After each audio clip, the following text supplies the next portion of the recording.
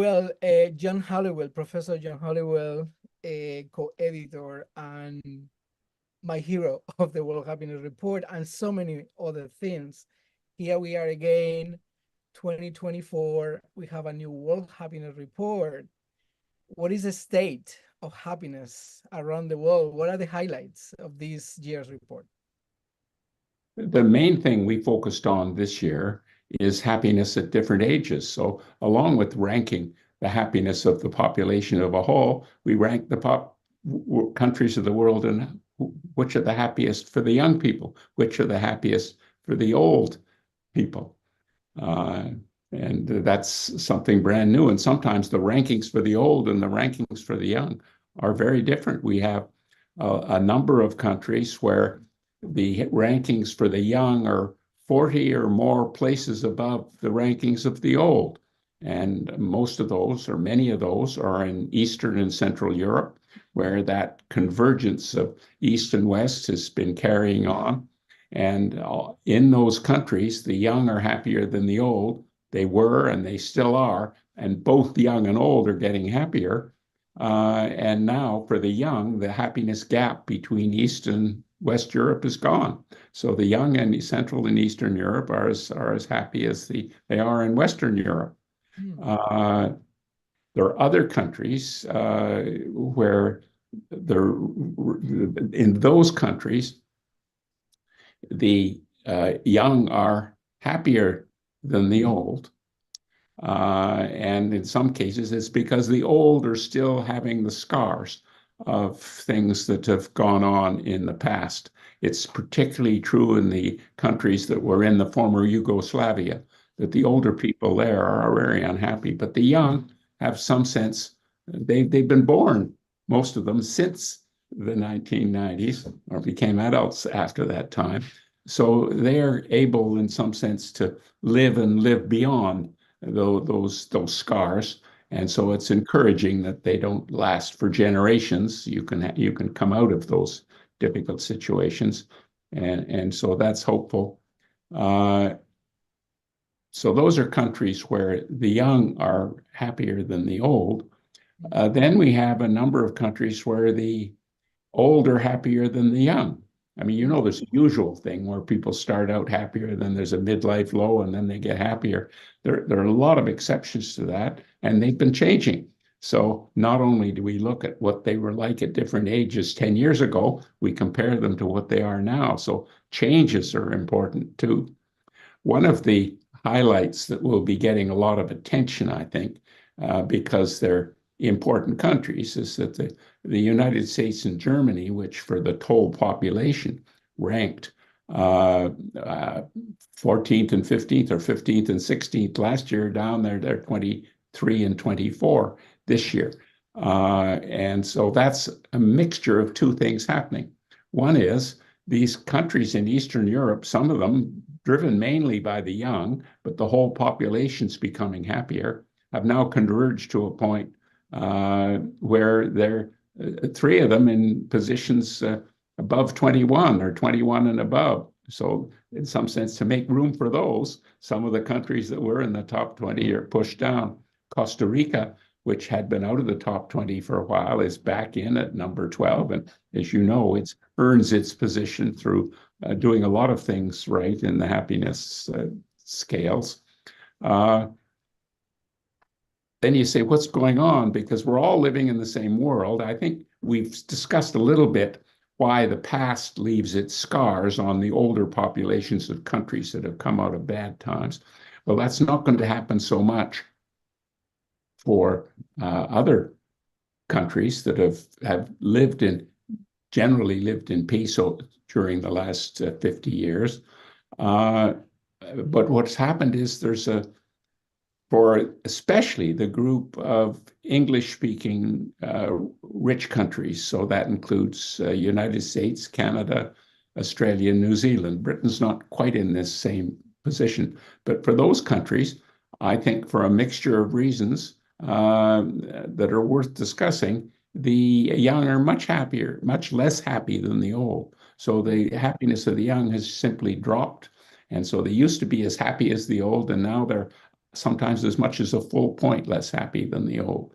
So it's a really big drop. And of course, that tends to bring the country scores down as well as their rankings, so that the rankings for both Canada and the United States of the young are 50 ranks lower than they are for the old. Well, that's an extraordinary thing. And on the other side, there are more countries that have 40 or more ranks higher for the young than the old, but they're none as high as 50. So there's quite a mixture in the world. Wow, this is quite remarkable. I think that basically this year report is giving a high, heavy, I would say, weight, and you've done a lot of research on basically age dementia, and you have a unique article on India. Um, if we keep talking a little bit about age, something that we know from other reports as well is that there's a population of teenagers, especially girls, in, for example, some countries in Latin America, but especially in the United States, that are really declining in the levels of happiness. And I think that you mentioned that regardless the United States. But I have a question around, what do you forecast when younger generations and are feeling unhappier? What could be the consequence for the next decade when we see that that's becoming a big issue, especially with hope, especially with a foresight for the future? What do you think could happen, and how can we avoid that? And what can we do in order to repair that? Well, the good news is that this happiness drop for the young is not all over the world. It's only in a few countries.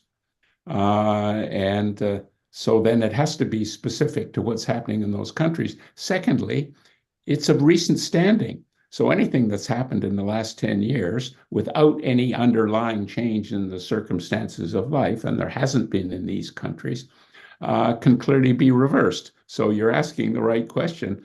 What do you do to reverse it? One of the theories about why it's happened is that a whole range of what were reasonably stable views about history and who's responsible for what have all been put in question, especially in the English language cultures. It has to do with post-colonialism, it has to do with race relations, it has to do with gender relations, it has to do with feeling responsibility for the environment. These are the nations that use most of the world's resources and are put in a position of setting examples for other nations to do the same thing. And so the young are not only feeling less proud of their own country's history, they're feeling some mixture of guilt and responsibility for this, and have not yet turned the corner to saying, well, it's all very well to worry about the past, but what's important for building your own well-being as well as building a better world is to get together and do something about it. And in relations with Indigenous communities in Canada, there's a process called Truth and Reconciliation. Mm-hmm. You have to be careful not to let the truth part, which is where people are reporting stories about bad things from the past and rewriting history and toppling statues and you name it. You have to get beyond that and say, well, do we really want a world where there are no statues, there's no history, and there's only fighting about what happened 100 years ago? And you say, of course not. People have had wars and got over them in the past. They've had pandemics and got over them in the past. They've had earthquakes and got over them in the past. What's the important thing is to work together in a cooperative way to build a more positive future. And so that's what's required. Well, what we're doing in this year's report is we're saying, well, first of all, we're pointing out that this is a very country-specific trend of the big drops in youth well-being.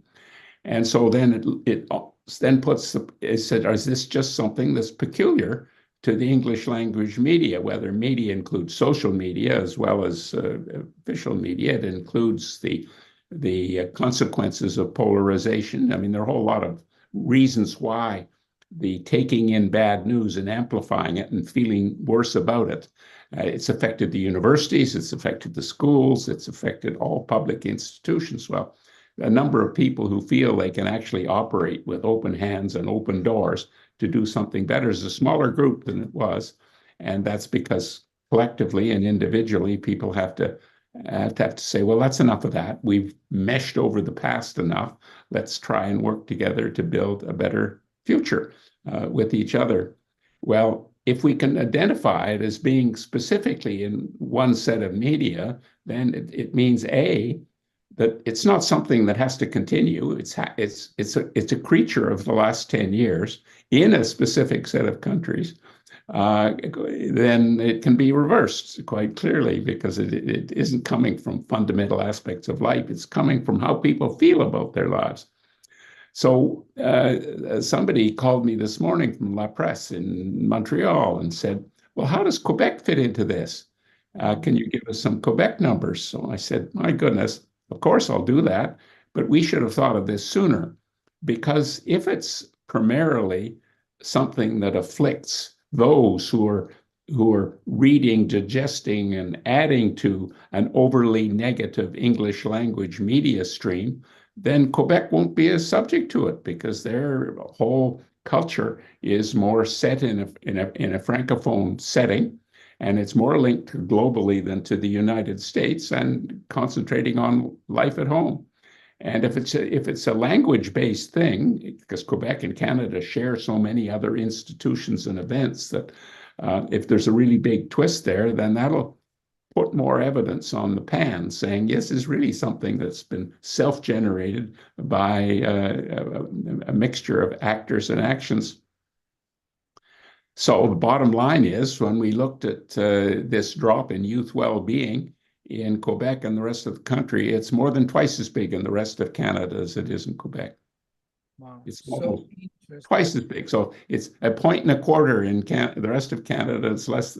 It's just 2/3 of a point in Quebec. So that puts extra evidence in favor of the notion that this is an impression that's been created by an amplification of a negative thinking feedback loop. There's something called the negativity bias that's there almost from birth.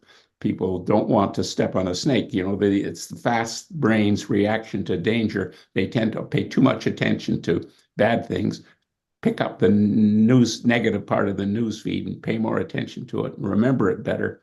That's bad for us all in the modern world, but it clearly is what's been happening with respect to a number of these rewritings of history and problems that are faced in terms of moving on to build a better world together. One piece of the report that I like to point out to people who are getting discouraged about this, because I don't think they should. A, it's happened in the last 10 years. B, there's nothing underlying that's driving it. So it's just a question of rethinking what we tell each other, what stories we tell each other, and making sure those stories have the capacity to convince people and lead people to get their shoulders to the wheel and build a better world together with each other with a smile on their faces. So you will remember from last year's report and the one before, we talked about the COVID time increase in benevolence all over the world relative to 2017 to 2019. And now we've got 2020, 21, 22, 23, 4 years where it's been a big increase all over the world. So then now we're focusing on age and generation. We're saying, aha, do you think here's now a lovely experiment, because it's something that came along, hit everybody at the same time.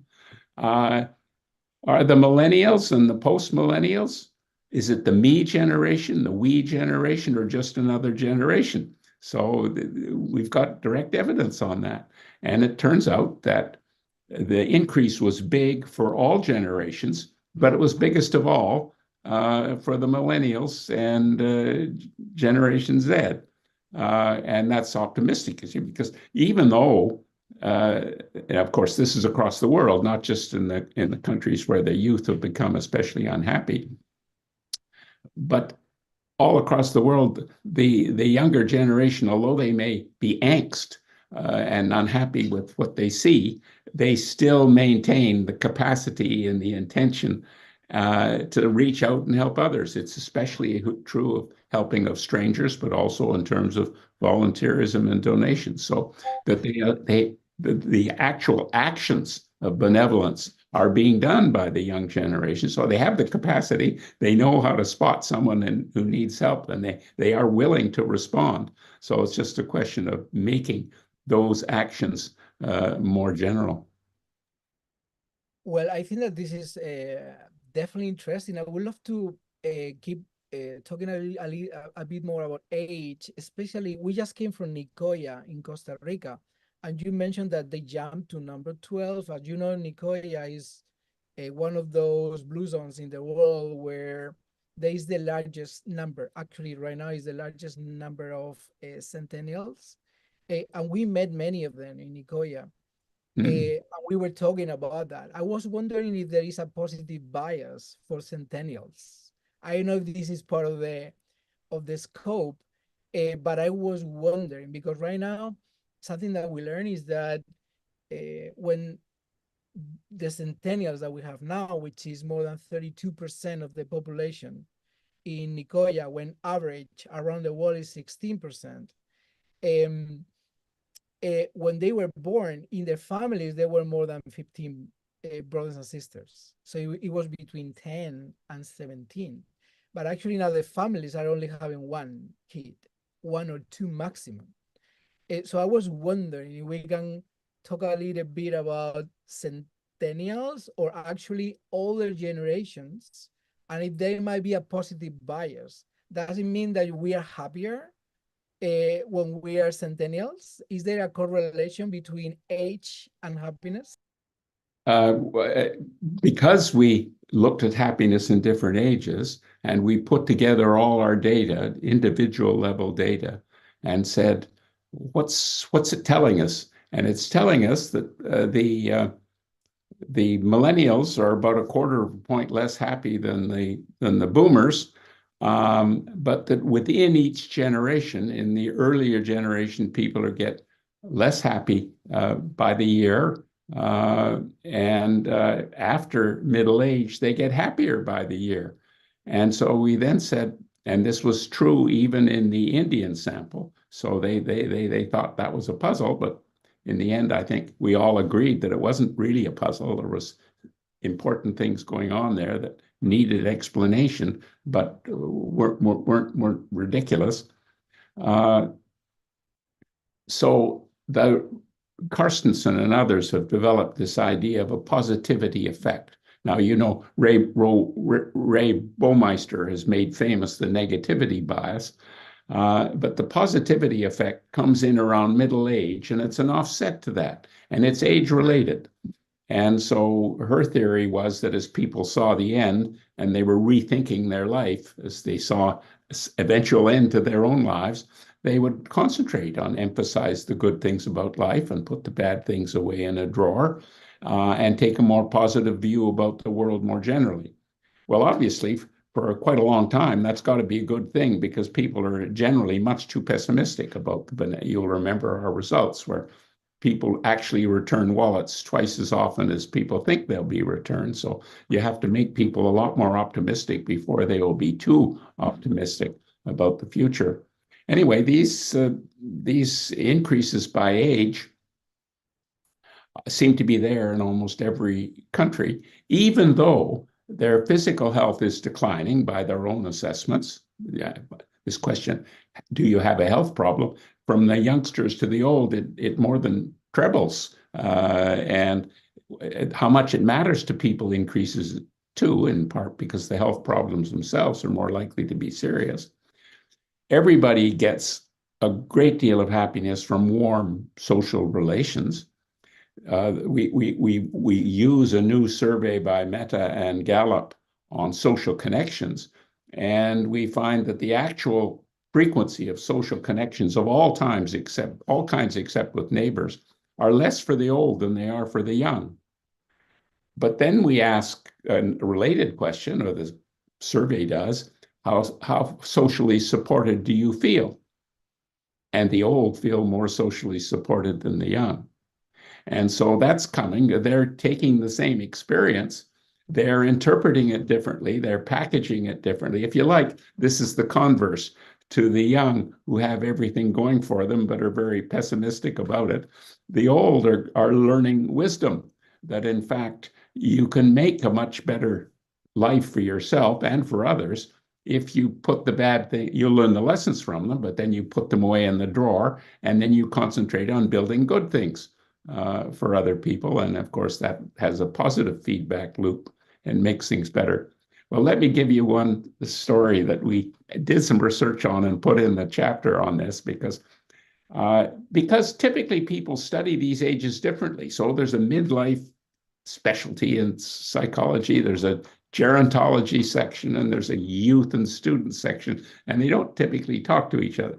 So there is quite a big literature saying old people, they haven't got the mental acuity of the young, and they're certainly not as tech savvy. So they're going to be grist for the scammers' mill. The scammers will eat them alive, and they take all their savings and their houses. And so there have been many, almost as many articles written about that as on loneliness, which is also miscast in the way it's set up. But for the scamming, the people behind the positivity effect said, well, it's an interesting issue. Are people becoming too positive, which would lead them then to be more subject to scams? And so they set up an experiment where they took an old population and a younger population and subjected them to exactly the same scams. Because, of course, the scams are coming from Nigeria by email. So you or wherever they're coming from, there are a lot of specialist countries in scamming. And then said who is actually being scammed. And so they discovered, as previous research had shown, that those with less mental acuity and less tech savviness were more likely to be scammed. But nonetheless, even though the older population had on average less mental speed, on average much less tech savvy, they were less frequently scammed than the young. So they saw the scam. And so it's very encouraging news. You see, it's saying that this greater happiness of the old, it's not coming just what me worry and getting run over by a bus. It's saying wisdom is being acquired here. You know what to pay attention to and you know what to pay attention to, but you don't make a bad thing out of everything. You only respond defensively when there's a reason to do it. So in fact, these older people, when receiving these scams, they were more skeptical than the young were about it until they did the investigation.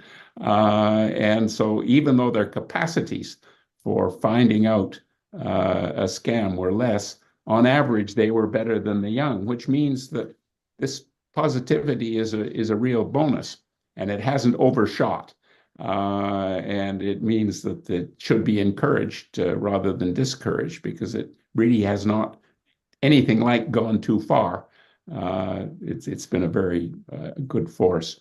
So that's, broadly speaking, very encouraging news. And you say, well, if it's that kind of wisdom comes with age, why do you have to wait until you're middle-aged to start acquiring it? I mean, you've got all the people coming to your classes. You can say, well, this in fact works for older people. It would work just as well for you.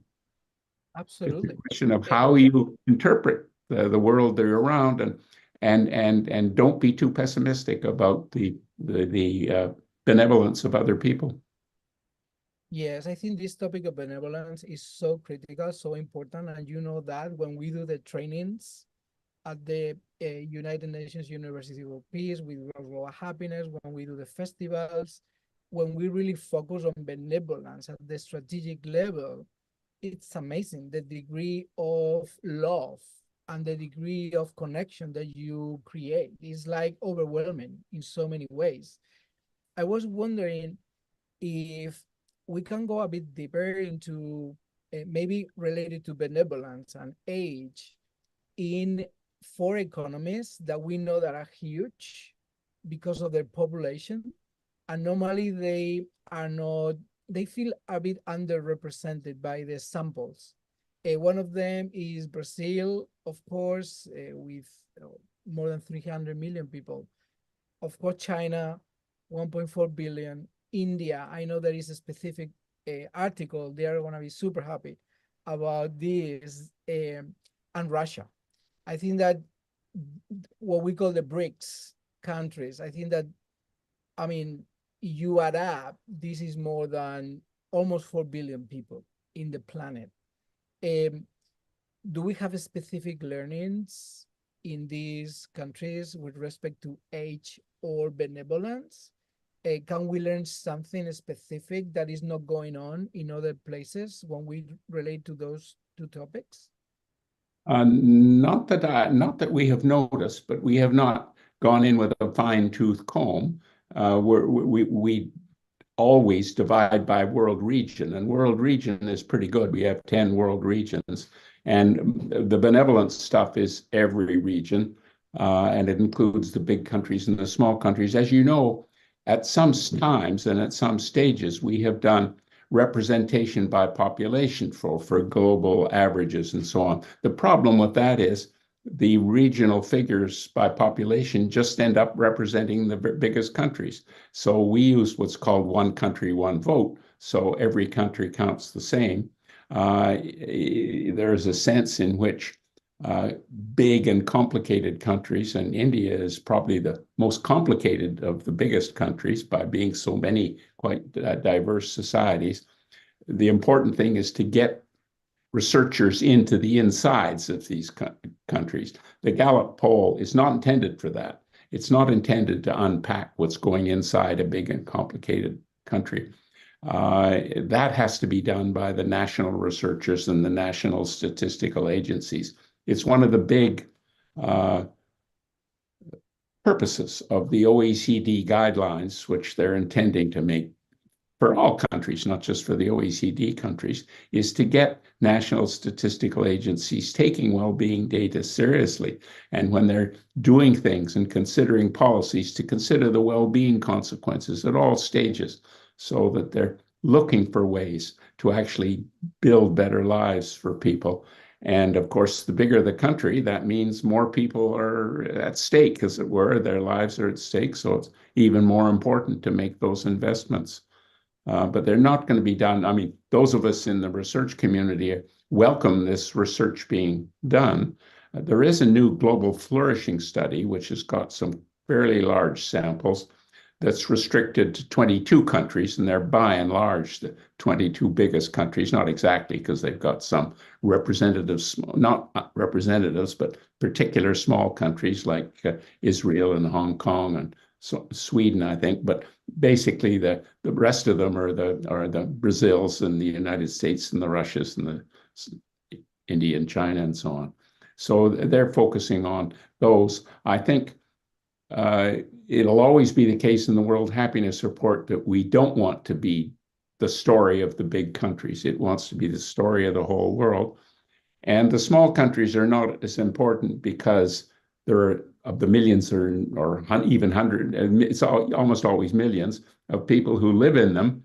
But the lessons that the rest of us can learn, it's like having a lab. You've got experiments going on all over the world. So to have these different experiments going on that we can watch and investigate and indeed help is a real advantage. So to have that lens that is shone in every country, to me, is a great advantage that the Gallup World Poll has given to the world.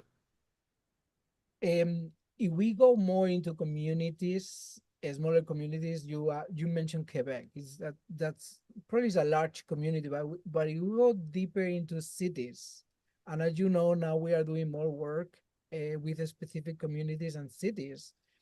Do you see and do you foresee a potential big difference around happiness in cities? We know in the United States there are cities like Los Angeles, Portland, Oregon. They are suffering a lot. I mean, they have public health crisis with thousands of refugees in the streets. So I guess that when we go granular into communities and cities, I feel that we can learn a lot if we go that granular. And that's probably even more effective when you go into management. We are now working with a number of cities with 20,000 people. And it's really amazing the power of these mayors in order to create the conditions for those residents to thrive. But at the same time, they get the news at the big news on the media, and that creates probably a different perspective. But I would love to, you can explain a bit what is the difference when we measure happiness is in smaller communities with respect to larger communities. Have you seen big differences? Well, Uh, we had one report that was really focused on this question about happiness in cities versus uh, suburban areas versus rural areas, and the pattern is quite different in different countries. In some places, the rural life is pretty awful, and the people who escape to the cities are happier, even if the cities themselves are by no means ideal places to live. In most of the developed Western countries, people are happier living outside main cities than in them. And the primary reason in what we've done looking across communities of all different sizes in Canada is that a sense of belonging to the community, which is terribly important for well-being, is much lower in the big cities than other places. It doesn't mean people are going to leave cities for a mixture of reasons. In a lot of countries, it is post-COVID. It did happen a lot. People then said, do I really need to live in a city to do what I do? And many of them said, no, I don't. I'm going to be online and visit the cities when I have to and live in nature when I don't. And so that's not going to change. It's not going to fully reverse. And similar with the city cores, there will not be the same density of office cores and then people commuting. A lot of these office buildings being converted to rental spaces for people, that process is going to be more mixed, probably going ahead. The primary lesson, because you emphasized the social structure, is that the lesson from these studies of bigger places and small is not that you should all move to the countryside or all move to the city according to where people are happier. The point is you find out what makes for happy lives in those places and provide what is missing. What's missing in many modern large cities is a sense of belonging, a sense of social connection to your neighborhood, within your school, within your workplace, within your own interest groups, that fabric, the social fabric, is not being tended well enough. It's in part because people are drugged into thinking that their interests are mainly material, when what we know about their lives is their underlying deep interests are not material, they're human and social. And so they're built by helping others. They're built by making connections with each others of a positive sort, not just getting someone when they're sick and giving them a cure. It's making them healthier mentally and physical right from the very beginning. It's building the positives. And that takes some doing, but there are, as you know, sort of happy city movements in many countries where they have examples. And the Blue Zones operation now is doing a lot of this in many, and Charles Montgomery's Happy Cities is doing it. And I'm sure a lot of the people working with you are involved in city level things. The important thing there are three important features of that. One is you want to do it, just go ahead and do it. The second is you want to document it. You want to make sure so you know what's working and what isn't working and why. And then you want to tell other people, because if we're to gradually move ahead and do smart things rather than silly things, we need to share the evidence of both about our successes and our failures. And so if thing is not, you don't push it under the rug, you bring it out and say, well, we tried that. And for good reason. Seemed like it was worth a shot, didn't work. You're going to have to change something if you're going to try and apply it there. That's very important because there's so many ways in which you could imagine connections within cities being established at the neighborhood, the street, the community, the workplace, and so on. The number one thing that is not being done nowadays, and I think we talked about this last year a bit, is that people who make policies and administer schools and elder care facilities and libraries and hospitals, they're all becoming increasingly risk averse. So they're not inclined to do anything that'll let anybody get hurt. Well, that really means not letting anything happen. So the kind of experiments that we're talking about of building connections, you have to open doors. Open doors have risks, but the rewards are so much greater than the risks. You have to take that risk aversion strategy and bottle it up and say, your job is to make better lives. To do that, you have to open doors. And one example, of course, we've studied a lot is putting classes of students into an elder care facility to be taught for a whole year. Changes their lives. It changes the lives of the elders. Why doesn't everybody do it? Oh, because they want to protect the students against injuries. They want to protect the elders against injuries, but they're sentencing both to a dull and less fruitful life. Only by open doors can you get the kind of intergenerational mixing that does make for happiness. And Exactly. it I takes really courage. love. Ex- I mean, I love the way you think.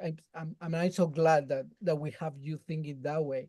Actually, in Nicoya, we went to houses with elderly people, and we were suggesting this idea of actually bringing kids, and then we went to the schools, and the even if they are doing a lot, they were really risk adverse with the children, even bringing them to nature because they didn't want to take the risk of something happening to them. So that's exactly what you were saying. But we know the benefits of actually combining that intergenerational those generations. You mentioned as well about dementia, and we know that this World Happiness Report is heavy on dementia. What is the relationship of dementia and happiness? Have you come up with some conclusions about that? There's quite a big literature on this now, and Emily Wilroth, this an eminent young psychologist, has led a team on this, and they're assembling a whole lot of evidence that, in fact, life satisfaction and generally positive moods are a bulwark of defense against the onset and severity of dementia. And I mean, people have known that to use your physical and mental capacities makes them stronger and less subject to injury of various kinds, and dementia is one of those injuries. But the extra twist is that if this is done with in a positive way, so that people are actually happier doing these activities and they're drawn into them and doing them with other people, the benefits, both in terms of preventing dementia and living with it well, are quite considerable. On the other side, of course, they document the fact that dementia is a scourge. So anything you can do to stop its severity and prevalence is itself going to make the world a happier place. So, as a kind of summary, um, what can we say that we learned thanks to this report? We see the movement of some countries. Some of them are moving. We see the consistency of the top countries already in the same place. We learn a bit about age, dementia. We know more about India. What else? What else do you think would be kind of the highlights? What are the highlights for you? And what is the recommendation from you to the reader and those who want to apply something that came out of this report? Well, as always, we find deep down it's the quality of the social connections with when people linked to each other that's the fundamental source. So anything that threatens that is something that needs to be changed. And quite clearly, this negativity bias, as it's showing up among the young people in a number of countries, is damaging their happiness. It's making it more difficult for them. They still are doing things for each other, but they're haven't yet faced the more existential question, what can I do to get past this stage where I think everything's going badly and nothing good is going to happen for me and for others, to the position of actually reversing it?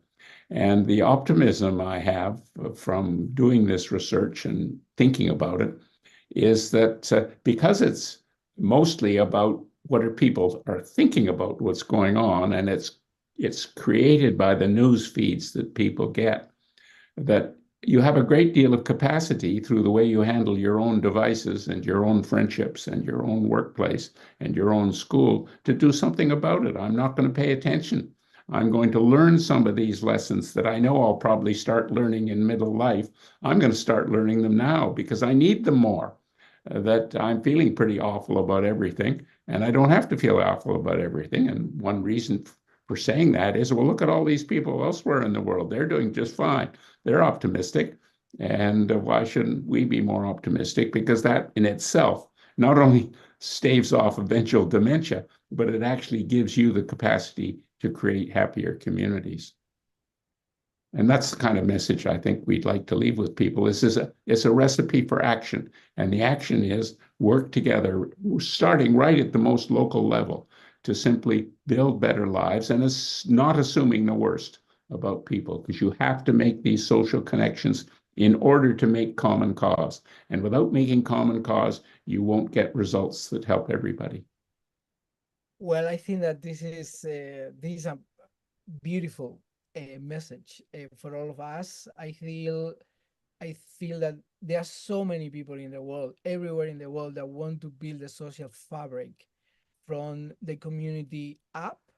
And I think somehow we are getting a lot of distraction in so many ways with the concept of power and the concept of willing to be the best of the best of the best, when the reality is that is in the small communities and the love and the benevolence uh, of of people and families that really builds our happiness in the medium and long term. So I think that the work that you keep doing is so important, and you know that this validates the work that thousands of people are doing around the world. And we see these people from refugee camps to schools to universities to cities. They all are really willing to belong. I think the belonging part is so critical. Everybody is really, really willing to play a bigger role in their small communities, belonging, and actually creating the glue for people to belong. And what you are saying is validates a lot all this strategy for some from so many communities around the world. So I really, Professor John Connolly, I really appreciate everything that you do all these years, and you keep bringing hope every time that we learn from you, and every time that you do this amazing work with the World Happiness Report. Well, thank you for all the work you do and all the people you work with. Good luck. Thank you. Take care.